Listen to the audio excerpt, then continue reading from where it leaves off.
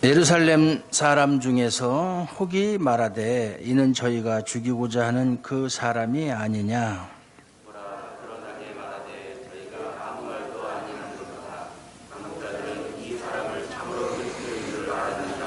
그러나 우리는 이 사람이 어디서 왔는지 아노라. 그리스도께서 오실 때에는 어디서 오시는지 아는 자가 없으리라 하는지라.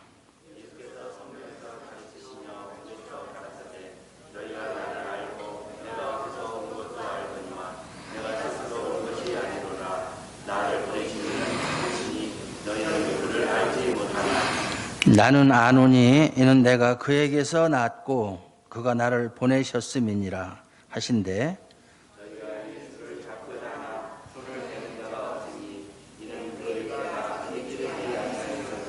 무리 중에 많은 사람이 예수를 믿고 말하되 그리스도께서 오실지라도 그 행하실 표적이 이 사람의 행한 것보다 더 많으랴 하니.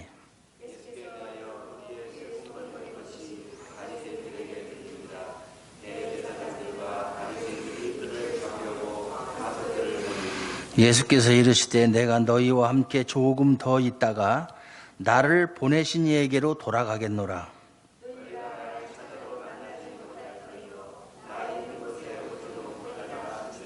이에 유대인들이 서로 묻되 이 사람이 어디로 가기에 우리가 저를 만나지 못하리요.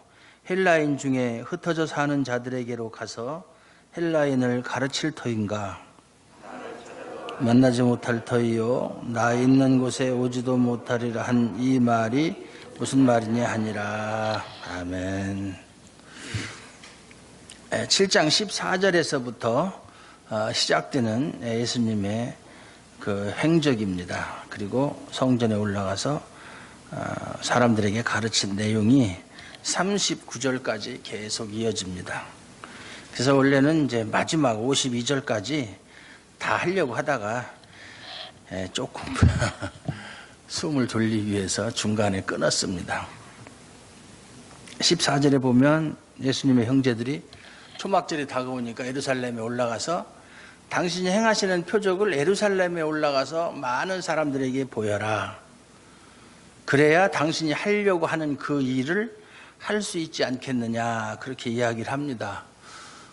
예루살렘에는 명절 때만 되면 20만에서 30만, 어떤 학자들은 100만, 200만 그런데 그거는 좀 과장된 표현이고요. 그 좁은 도시에 그렇게 많은 사람이 모일 수가 없어요. 한 30만 정도. 30만이면 대단한 인구죠. 지금 세종시 인구가 20만도 안 되는 걸로 알고 있는데, 그렇게 많은 사람이 예루살렘이라고 하는 작은 도시에 다 모이면 사람들이 잘 데가 없어서 길거리에 천막을 치고 자기도 하고 그런다고 그래요. 원래 초막절이라는 것이 또 천막을 치고, 옛날 자기 조상들이 애굽에서 출애굽했을 때 광야 생활하는 도중에 천막을 치면서 생활했기 때문에 그 고난을 생각하고 또 그 고난 중에 하나님께서 자기들과 함께 하시고 그들을 인도하신 것을 감사하는 의미에서 천막을 치고 일주일간 생활을 했다. 8일째 되는 날 끝나는 것인데, 그래서 이제 초막절이다, 또 이렇게 이야기를 해요. 예수님께서 뭐라고 말씀하시느냐 하면 나는 올라가지 않겠다. 그 얘기는 그런 목적이라면 사람들에게 가서 내가 기적을 행하고 그 기적을 통해서 그 기적을 본 사람들을 이렇게 모으기 위해서, 또 다시 말해서 내 세력을 확장하기 위해서 기적을 베푸는 일은 내가 하지 않겠다. 왜냐하면 예수님께서 이 땅에 오신 목적이 이 세상에서의 어떤 권세, 그것을 누리려고 오신 것이 아니고 이 세상에서의 왕국을 건설하려고 오신 것이 아니기 때문에, 예수님의 나라는 하나님의 나라고 하나님의 나라는 영적인 나라이기 때문에 그들이 요구하는 것을 받아들일 수가 없죠. 그래서 너희가 올라가라, 나는 안 가겠다 그래 놓고 나서 중간쯤에 올라가셨어요. 아무도 모르게 혼자서 올라가셔서 14절부터 성전에서 사람들에게 가르치는 내용입니다. 오늘 이 25절도 마찬가지예요.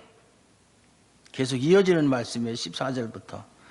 가르칠 때 사람들이 예수님에 대해서 외모로, 예수님의 그 외모, 또 배경, 요즘 말로 말하면 그의 학벌, 뭐 이런 것을 보고 저가 하는 말이 과연 하나님의 말씀이냐 아니냐 이런 것은 관심이 없고 그 사람의 외모를 보고 그 사람의 말을 무시해버리는 그런 오류를 범했다. 사람이 누구한테든지 그런 고정관념, 편견, 선입감 이런 것이 선입견 이런 게 있어요. 제가 가끔 심심해서 이렇게 유튜브를 보다 보면 재미나는 동영상들이 많이 있어요. 그 폴보츠라고 하는 성악가죠. 그 사람이 37살에 그 노래하는 대회, 그게 무슨 뭐 탤런트인가 하여튼 뭐 그런 우리나라에도 그런 프로그램이 있는데 거기에 나갔는데 그 사람 직업이 휴대폰 판매하는 사람, 나이는 37세.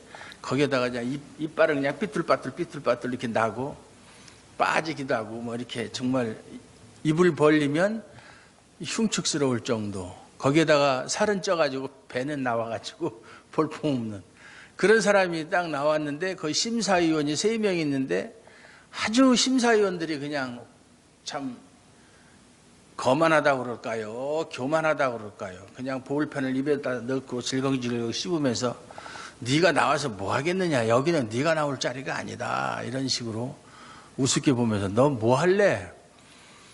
노래를 부르겠다. 무슨 노래 부를래? 그러니까 오페라 중에서 뭘 하겠다. 그러니까는 그냥 뭐 관심도 안 가지고 한번 해볼 테면 해봐라. 이제 그리고 나서 끝나고 나면 이제 혹독하게 심사평을 하려고 이제 마음을 먹고 벼르고 있는 사람처럼 그렇게 하고 있는데 노래를 시작하는 순간 자기들의 모든 그 기대가, 자기들이 판단이 다 무너져 내렸죠. 지금까지 들어보지 못한 그런 소리, 목소리.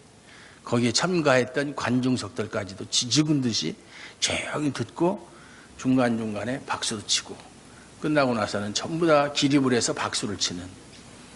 사람이 예문을 보고 그렇게 너무 쉽게 판단해서 네가 뭐 하겠느냐, 네가 뭘 나한테 보여줄 수 있겠느냐.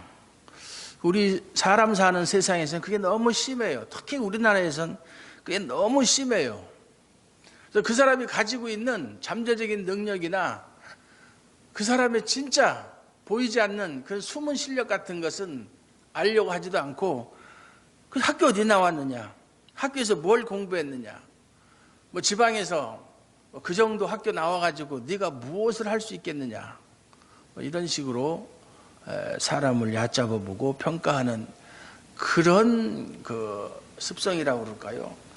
그런 것이 너무나 만연하다. 우리나라에도 그와 비슷한 사례가 있는데 같은 프로그램이에요. 우리나라 프로예요. 그 가탤런트라는 프로그램인데 그 최성봉이라고 하는 22살 먹은 청년이 뭐 한 4년 전 얘기예요. 3살 때 고아원에 맡겨졌다가 5살 때 형들이 자꾸 때리니까 5살 먹은 애가 뛰쳐나왔어요, 고아원을. 5살 먹은 애가 아무도 돌봐주지도 않는데 저 혼자 돌아다니면서 아무 데서나 자고 좀 거지 생활이죠.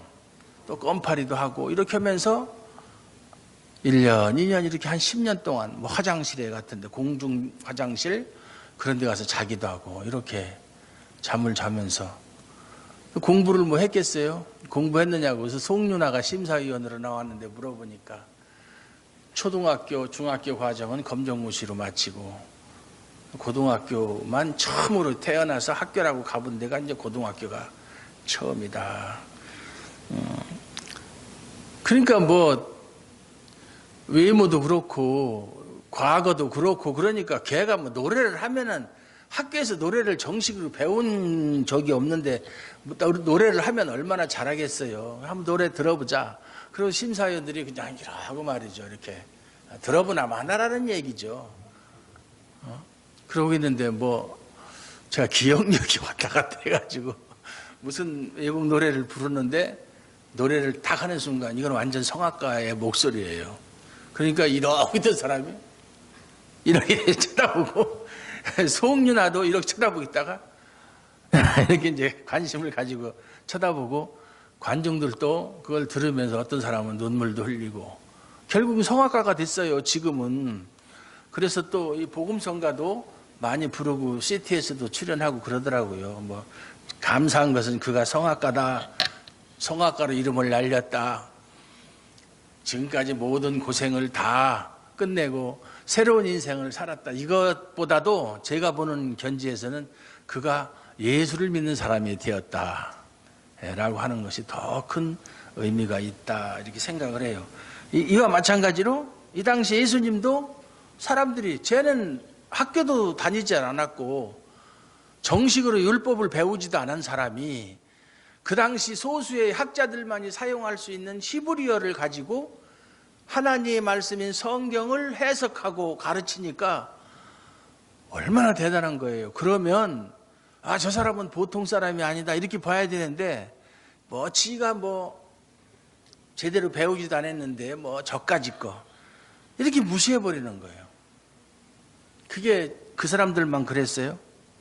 지금 사람들도 마찬가지죠. 예. 작은 교회 목사 그러면 지가 무슨 말해야 뭘 얼마나 알겠는가 무시해버리고 그래서 무슨 부활절 행사다 무슨 행사가 있어서 연합 예배를 드리면 꼭 큰 교회 목사님들을 강사로 초청해서 설교를 하게 하고 미국은 그렇지 않아요. 자 시골 교회 이름도 없는 목사들을 데려다가 설교를 시켜요. 큰 수만 명, 수십만 명이 모인데 우리나라는 그렇지 않아요. 큰 교회에서는 무슨 짓을 해도 괜찮고 작은 교회 목사는 조금만 잘못하면 트집 잡아가지고 어떻게든지 괴롭히려고 하는 더러운 그 습성이 교회 내에도 있다 이 말이에요. 이거 참 잘못된 것이죠. 그런 것을 고쳐나가야 될 교회가 오히려 그런 일을 더 조장하고 더 앞장서서 행하고 있다. 한심한 얘기죠. 그래서 예수님 당시의 유대인들, 당국자들, 여기 말하는 당국자들이 예수님을 얼마나 적대적으로 대했는가 하는 것은 우리가 짐작할 수가 있어요. 그들의 눈에 볼 때는 시골뜨기, 저 목수의 아들, 그런 사람이 뭐 그렇게 능력이 대단하다고 사람들에게 하나님 말씀을 논할 수가 있는가. 그런데 그 예수님이 행하신 표적을 보면, 기적을 보면 감히 자기들은 흉내낼 수도 없는 그런 기적을 행했기 때문에 한 번쯤은 생각해 봐야 되는데 그것마저 다 무시해버렸다. 오히려 예수님의 표적을 보거나 예수님의 말씀을 듣고 예수님을 따르는 사람들까지도 적대시했다. 아주 이게 잘못돼도 한참 잘못된 거죠.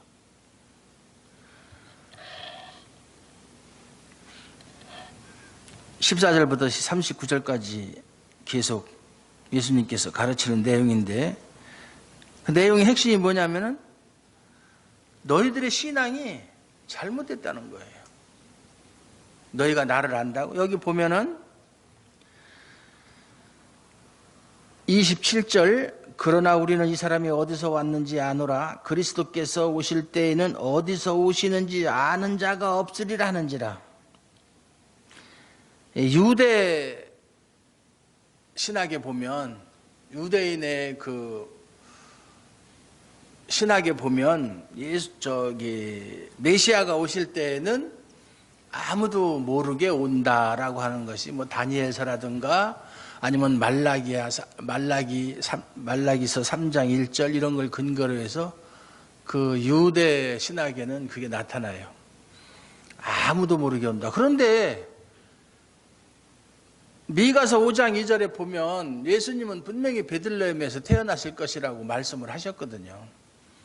그런데도 그들은 그것을 믿기보다는 그리스도가 올 때는 아무도 그가 어디서 태어났는지 어디서 무엇하다가 왔는지 모르게 그렇게 나타날 것이다. 어느 날 갑자기 뿅 하고 나타날 것이다. 우리나라 사람들이 특히 충청도 이 공주 이쪽으로 사는 사람들이 믿는 게 옛날부터 정감록이라는 게 있어요. 정감록. 거기에 보면 정도령이죠. 정도령이 사실 우리나라로 말하면 메시아예요. 혼란스러운 때에 그가 나타나서 모든 것을 다 정리하고 우리나라를 살기 좋은 나라, 그런 나라로 만든다. 이거 지금도 그걸 믿고 따르는 사람들이 있어요. 정도령, 정시성을 가진 사람. 나는 양신이니까 해당이 안 되고 여기 정시성 가진 사람 없나? 우리 교회는 없네요. 그런 전에 내려오는 그런 이야기에 너무 거기 심취한 나머지 아무것도 거기에 맞질 않으면 믿질 않는 거예요. 왜냐하면 예수님은 어디서 태어났는지 갈릴리 사람이라는 거. 사실은 갈릴리에서 태어난 게 아니라 베들레헴에서 태어났음에도 불구하고 갈릴리에서 자랐기 때문에 갈릴리 사람, 나사렛 사람, 목수의 아들. 그러니까 뭐 그가 어떤 기적을 행하고 어떤 말씀을 하든지 너는 아니다라는 거예요. 너는 아니다. 너는 틀렸다. 28절에 보면 예수께서 성전에서 가르치시며 외쳐 가라사대 너희가 나를 알고 내가 어디서 온 것도 알거니와 내가 스스로 온 것이 아니로라. 나를 보내신 이는 참이시니 너희는 그를 알지 못하나. 너희가 나를 안다고, 내가 어디서 왔는지 안다고, 그래 안다고 치자 그 말이에요. 안다고 치자. 오히려 예수님께서 그들이 예수님을 조롱하는 것이 아니라 오히려 예수님을 조롱하는 그 유대인의 지도자들을 예수님이 무시하시는 거예요. 거꾸로. 반전이죠. 너희가 나를 안다고, 내가 어디서 온 것도 안다고, 그렇지만 너희들이 알고 있는 건 틀렸다는 거예요. 너희들이 알고 있는 나사렛 사람도 아니고 나는 나사렛에서 출생한 것도 아니고, 그리고 목수의 아들로 너희들과 똑같은 사람의 모습을 하고 있지만 나는 하늘에서 왔다는 거예요. 하늘에서 왔다. 너희와 같이 땅에서 온 존재가 아니라는 거예요. 우리 세상 사람들은 다 땅에서 난 사람들이에요. 땅에서. 부모 밑에서 태어난 사람들은 다 이 아랫세상, 땅에서 난 사람이에요. 예수님만 하늘에서 오신 분이에요. 그런 근본적인 차이가 있어요. 그러면서 나를 보내신 이는 하나님이죠. 참이시다. 너희는 그를 알지 못한다. 이게 유대인 지도자들을 정말로 화나게 하는 말이에요. 왜냐하면 유대인 지도자들이 목숨 걸고 지키는 것이 율법이고, 그 율법은 하나님이 모세를 통해서 주신 것이고, 율법을 지킴으로 누구보다 하나님을 열심히 섬기고 하나님에 대해서 누구보다 잘 안다고 생각하는 사람들한테 너희는 그를 알지 못한다. 너희는 하나님을 알지 못한다. 무슨 말이에요? 너희들의 신앙은 헛것이다. 잘못된 신앙이다. 그 얘기잖아요. 얼마나 자존심 상하는 건. 누가 여러분에게 여러분이 예수를 믿는다고 교회를 다니고 열심히 교회 봉사하고 열심히 기도하고 열심히 성경 읽고 성경 공부하고 참 선행을 하고 구제를 하고 다 하지만 여러분은 하나님을 모르고 여러분의 신앙은 헛된 것이다. 이렇게 얘기해 보세요. 여러분들이 그래요? 그럴 수도 있겠네요. 이렇게 대답하겠어요? 발끈하죠. 내가 지금까지 교회를 몇 년 동안 다녔고 지금까지 교회를 다니면서 얼마나 내가 많은 일을 했고 얼마나 좋은 일도 많이 하고 그렇게 했는데 내가 예수를 믿는 것이 헛것이라고?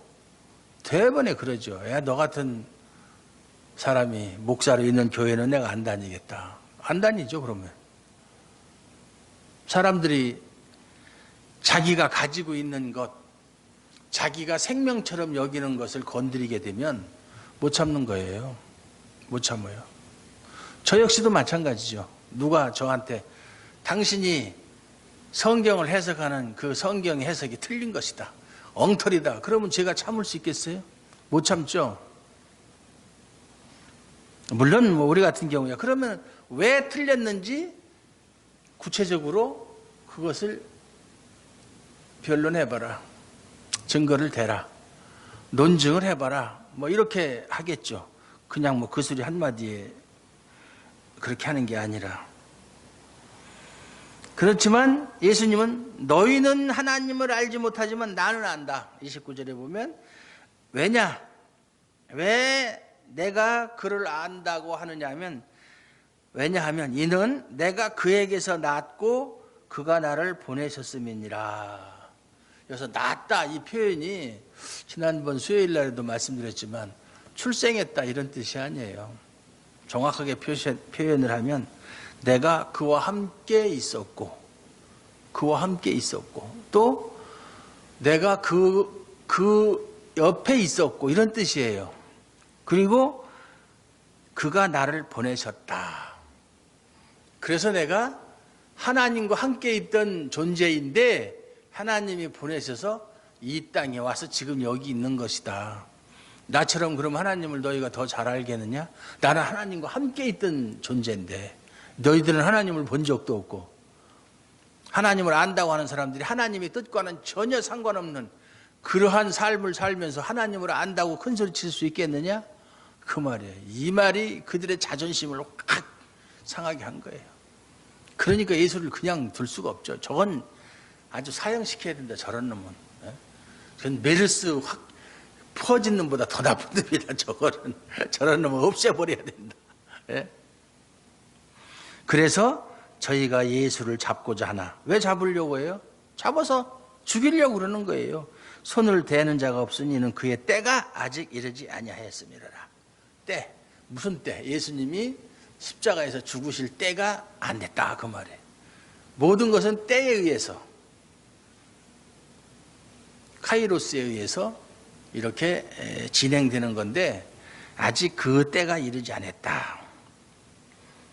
그래서 많은 사람이 예수를 믿고 말하되, 그 예루살렘에 있는 사람들 중에도 예수를 믿는 사람이 있었고, 또 명절이니까 외지에서 온 사람들 중에서도 많은 사람이 예수님이 그동안에 초막절 기간이 일주일인데 그 중간에 올라와서 뭐 하루 이틀 정도 한 3일 이렇게 표적을 행하고 말씀을 가르치는 것을 듣고 믿는 사람이 있었다 이 말이에요. 그러니까 보세요. 예수님이 말씀하시는 것을 들은 사람은 여러 사람인데 반응은 각각 다르다. 당국자들은, 지도자들은 그 말을 들을수록 더욱더 예수님에 대한 적개심에 불타서 예수님을 죽이고자 하는 반면에 어떤 사람들은 예수를 믿었다 이 말이에요. 어떻게? 하나님의 아들로 믿었다는 얘기예요. 그러니까 같은 장소에서 같은 설교를 듣더라도 생각하는 게 다 다르다 그 말이에요. 같은 설교를 듣더라도. 같은 성경 말씀을 보더라도. 예수님께서 성전에 올라가셔서 2장에도 나오지만은 내 집은 만민의 기도하는 집이다. 성전 정화 사건 또는 성전 척결 사건이라고도 하는데, 성전을 정화한 다음에 뭐라고? 내 집은 만민의 기도하는 집이다. 그 말씀을 보고 내 집은 만민의 기도하는 집이다. 이러면 사람들이 그걸 읽을 때, 아, 성전은 기도하는 집이구나. 대부분 다들 그렇게 생각해요. 근데 저는 그 말도 틀리는 말은 아니지만 거기 보면 저는 내 집이라는 것에 더 눈이 가는 거예요. 내 집. 아, 예수님은 성전을 내 집이라고 했다. 그러면 성전이 주인이니까 그건 누구예요? 하나님이라는 얘기잖아요. 그 말씀으로. 근데 사람들은 내 집은 만민이 기도하는 집이다. 그러니까 기도하는 집이구나. 생각이 다르다 이 말이에요. 같은 말씀을 듣고 같은 성경을 보더라도 틀리다. 제가 말씀드린 대로 너희는 내게 부르짖으라. 그러니까 그 말씀을 듣고 하나님께 부르짖으면 우리의 소원을 들어주시는구나. 그렇게 생각하지만 저 같은 경우는 내게라는 말에 더 관심이 가는 거예요. 내게. 다른 어떤 존재, 우상에게 부르짖으면 소용이 없지만 내게, 나한테 부르짖으라는 얘기예요. 그렇게 생각하는 게 달라요. 같은 말을 들어도, 같은 말씀을 읽어도 그 사람의 신앙의 정도에 따라서, 신앙의 깊이에 따라서 생각하는 게 다르다. 성경을 해석하는 것이 다르다. 무리 중에 많은 사람이 예수를 믿고 말하되 그리스도께서 오실지라도 그가 그 행하실 표적이 이 사람의 행한 것보다 더 많으랴. 그러면 그리스도가 온다 하더라도,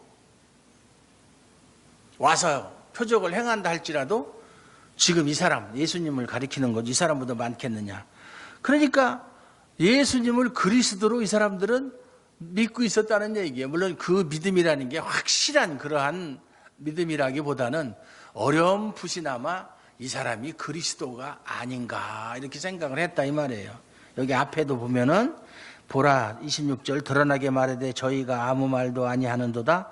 당국자들은 이 사람을 참으로 그리스도인인 줄 아는가? 그리스도인 줄 알았는가? 이런 말을 통해서 예수님이 그리스도라고 하는 그런 믿음을 어느 정도는 가지고 있었다. 당국자들보다는 훨씬 나은 거죠, 이 사람들이. 그래서 예수께 대하여 무리에 수군거리는 것, 여기서 말하는 수군거리는 것은 부정적인 의미의 수군거림이 아니라 긍정적인 의미의 수군거림이에요. 이 성경에 나오는 단어는 같아도 그 뜻은 문맥에 따라서 해석을 해야 되는 거예요.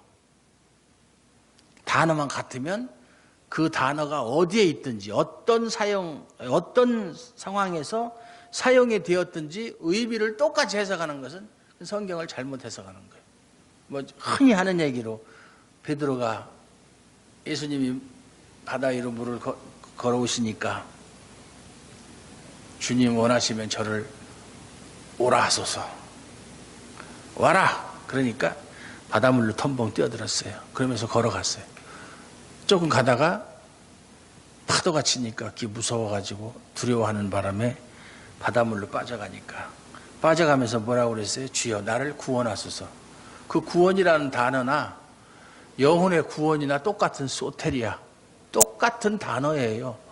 그러면은 거기서 베드로가 나를 구원하소서는 게 내 영혼을 구원해달라는 얘기예요? 나 살려달라는 얘기예요.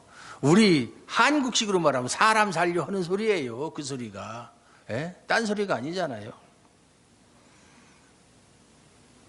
그러니까 단어에 너무 얽매여가지고 그 단어의 뜻을 가지고 그걸 그렇게 강조하면 그건 잘못된 해석을 하기가 쉽다.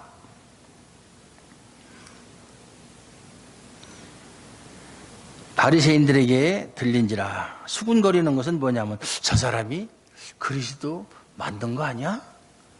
저 사람 말하는 거 들으니까 그리스도 같은데 뭐 이런 거예요. 그런 소리가 바리새인들에게 들린지라. 대제사장들과 대제사장들, 원래 대제사장은 하나밖에 없는데 들이라고 복수를 쓴 것은 전직 대제사장들까지도 다 대제사장이라고 호칭을 했어요. 그래서 대제사장들이라고 하는 거예요. 예수님 당시에는 대제사장, 그러면 자기 사위 안나스와 가야바, 그 사람들이 사위와 장인 사이인데도 둘 다 대제사장이니 하나는 현직 대제사장, 하나는 전직 우리말로 하면 정경 대제사장, 다 대제사장이라고 불렀어요. 바리새인들이 그를 잡으려고 하석도를 보냈다. 그 유대인들에게는 유대인 공회가 산헤드린 공회인데 72명으로 구성된 공회예요. 우리나라 뭐 국회와 마찬가지 기구인데 거기에 장이 대제사장이에요. 대제사장은 입법, 사법, 행정권을 가지고 있는 막강한 권력을 가지고 있는 대단한 존재예요. 대제사장. 바리새인들이 그를 잡으려고 하속도를 보냈다. 그러니까 예수께서 이르시되 내가 너희와 함께 조금 더 있다가 나를 보내신 이에게로 돌아가겠노라. 이 말씀이 참 중요한 말씀이죠. 너희가 나를 잡으려고 하지만 아직은 잡힐 때도 아니고 죽을 때가 아니다. 내가 조금만 더 있다가 나를 보내신 이에게로 돌아가겠노라. 이 말씀이 뭐예요? 예수님이 죽을 때도 알고 예수님이 하늘로 다시 돌아갈 때도 알고 계셨다는 얘기예요. 예를 들어서 죽으심과 부활과 성천을 그 정확한 시기를 알고 계셨다는 얘기예요. 어떻게 하다 보니까 잡히게 되었고 어떻게 하다 보니까 누명을 쓰고 죽게 되었고 그런 것이 아니라 모든 것이 하나님의 계획에 의해서 착착착착 진행되는 것이고 예수님은 그 일을 몸소 이루시기 위해서 이 땅에 오셨고 그리고 그 일이 이루어지는 시기, 그 때를 예수님이 누구보다 정확하게 알고 계셨다. 그러니까 예수님이 구세주라고 우리가 믿을 수 있는 거예요. 뭐 자유주의자들이 말하는 것처럼 혁명운동을 하다가 뜻대로 안 돼서 사람들에게 유다에게 자기 제자에게 배신을 당해서 잡혀가지고 십자가에서 죽었다? 그런 사람이라면 그 사람이 무슨 구세주가 될 수 있고 그 사람은 믿을 이유가 뭐가 있어요? 아무 믿을 근거가 없는 거예요. 조금만 더 있다가 실제로 예수님의 말씀대로 조금 있다가 그 다음 6월절에 예수님은 잡혀서 돌아가셨어요. 6개월 정도. 그러니까 조금 있다가 그렇게 말씀하신 거예요. 나를 보내신 이에게로 돌아가겠노라. 하나님께로 돌아가겠다. 실제로 하나님께로 돌아가셨잖아요. 돌아가서 하나님 우편에 계신다고 지금 우리가 사도신경 할 때마다 고백을 하잖아요. 그래서 너희가 나를 찾아도 만나지 못할 터이요 나 있는 곳에 오지도 못하리라. 이게 이 말씀이 말이죠. 저주의 말씀이죠. 나를 찾아도 만나지 못할 터이요. 당연히 하늘로 올라가신 예수님을 만날 수가 없죠. 그것까지는 뭐 누구든지 다 만나지 못해. 근데 나 있는 곳에 오지도 못하리라. 그 무슨 얘기예요? 너희들은 구원 못 받는다는 얘기잖아요. 너희들은 이 땅에 살다가 그냥 이 땅에서 생을 마감하고 또 지옥으로 갈 존재들이다. 하늘하고는 전혀 상관이 없는. 나는 너희를 도무지 알지 못한다라고 마태복음에서 말씀하셔. 오늘 또 그 얘기 또 할 건데 오후에 그 말씀이에요. 저주의 말씀. 너희는 나 있는 곳에 오지도 못한다. 이런 소리를 들으면 보통 사람 같으면 조금 아는 사람 같으면 야 그러면은 우리가 하나님한테로 못 간다면 결국은 우리가 지금까지 하나님을 열심히 섬기고 하나님께서 주신 율법을 그렇게 목숨을 다해서 지켰는데 그럼 우리의 신앙이 뭐가 잘못됐는가 한번 점검을 해봐야 되잖아요. 점검을 해보고 잘못된 것이 있으면 고치고 그래야 되는데 자기들이 생각하고 있는 그 신앙, 나름대로의 신앙이 절대적인 거예요. 바꾸질 않는 거예요. 제가 지금까지 많은 사람을 상대해봤는데 제가 제일 싫어하는 소리 중에 하나가 성도들이 하는 소리 중에서 싫어하는 소리가 목사님, 저도 저 나름대로 신앙생활을 했습니다. 나름대로. 그래, 그건 네 나름대로 한 거야. 하나님 나름대로 해야지. 왜 내 나름대로 하냐? 엉터리를 했다는 얘기예요. 그러면서 그걸로 만족하고 있어요. 나는 나라는 대로 열심히 했다. 그걸 누가 인정해 주는데? 하나님 인정 안 해주면 소용이 없어요. 하나님 인정 안 해주면. 그 사람들은 자꾸 부추기는 거예요. 교회에서. 열심히 봉사하고 열심히 헌금하고 열심히 율법을 지키고 그렇게 해서 결국은 자기들을 드러내는 기도하는 것도 하나님과 깊은 교제를 하기 위해서 기도하는 게 아니라 뭔가 하나님께 얻기 위한 기도. 그래서 새벽 기도니 무슨 철야 기도니 뭐 백일 기도니 백일 기도는 불교에서 많이 하는 건데 요새는 교회에서도 많이 해요. 40일 홍해 도하 작전을 하질 않나?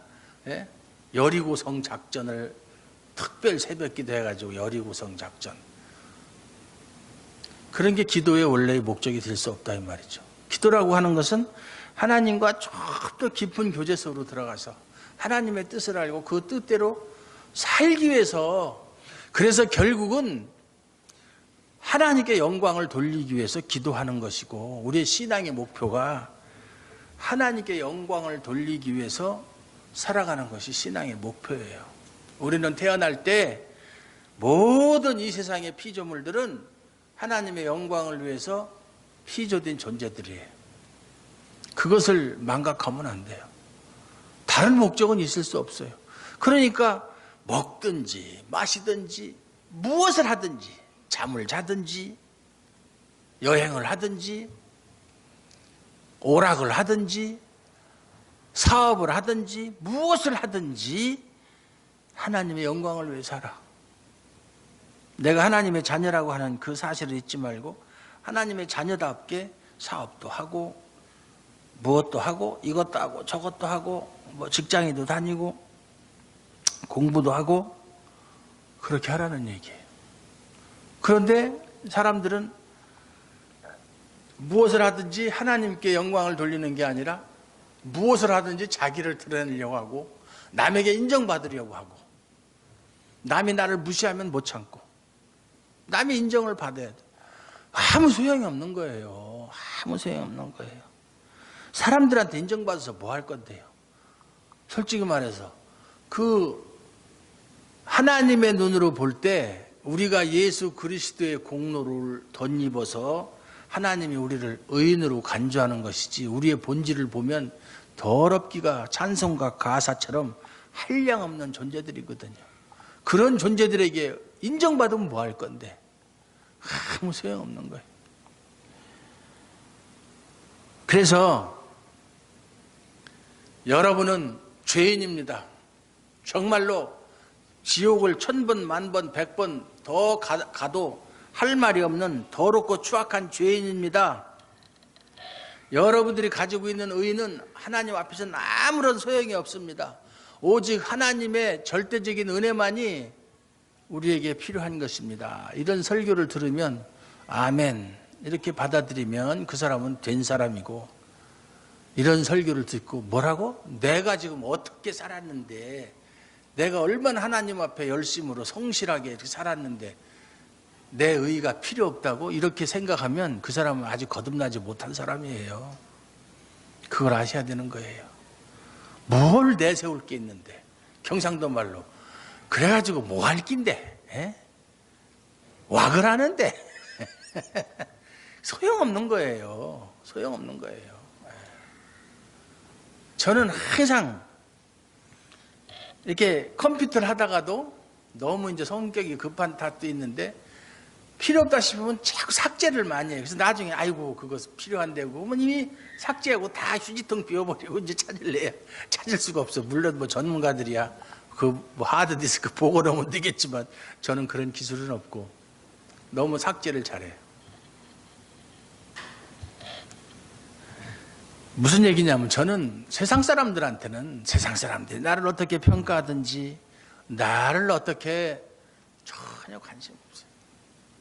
전혀 관심 없어요. 세상 사람이 나를 칭찬한다고 해서 하나님이 똑같이 칭찬하실 일도 없고, 세상 사람들이 나를 비난한다고 해서 내가 하나님께 비난받는 것도 아니고, 하나님이 나를 어떻게 보시는가, 그걸 하나님 앞에서 살아가는 그러한 마음가짐, 그것을 이제 신전의식이라고 그러는데, 신전 앞전자 이제 라틴어로는 코람데오라고 그래요. 하나님 앞에서 항상 하나님 앞에서 내가 살아가는 그런 자세로 세상 사람들의 말에는 귀를 기울이지 않고, 그 귀를 기울이지 않는다는 게 어떤 충고나 이런 걸 무시한다는 게 아니라 나에 대한 평가에 귀를 기울이지 않고 일희일비하지 않는다는 얘기예요. 아, 사람들이 나를 알아주는구나, 기뻐하고 나를 무시하는구나, 성질내고, 그런 건 소용이 없다는 얘기예요. 이에 유대인들이 서로 묻되 이 사람이 어디로 가기에 우리가 저를 만나지 못하리요?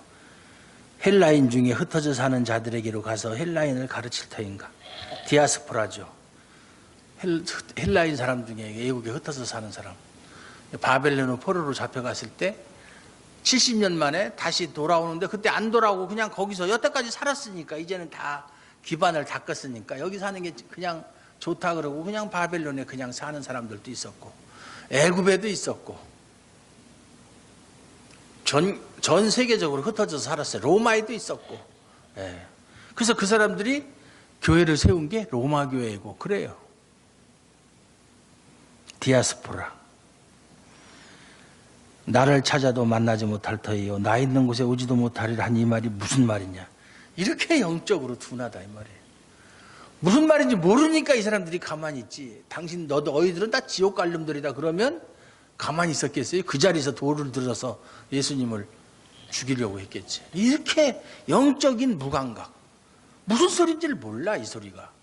저주하는 소리인지 칭찬하는 소리인지도 모르고 그렇게 예수님의 말씀을 전혀 깨닫지 못하는, 예수님이 얼마나 답답하셨겠어요. 조금 있으면 이제 하늘로 올라가셔야 되는데 이제는 더 이상 그들에게 가르칠 수 있는 기회가, 물론 뭐 제자들이 이제 예수님의 사역을 계승을 해서 가르치시겠지만 그래도 가시기 전에 하나라도 더 구원을 하고 한 사람이라도 더 하나님 앞에 인도하기 위해서 이렇게 정말 최후의 노력을, 최선의 노력을 하고 계시는데 알아듣는 자가 없다.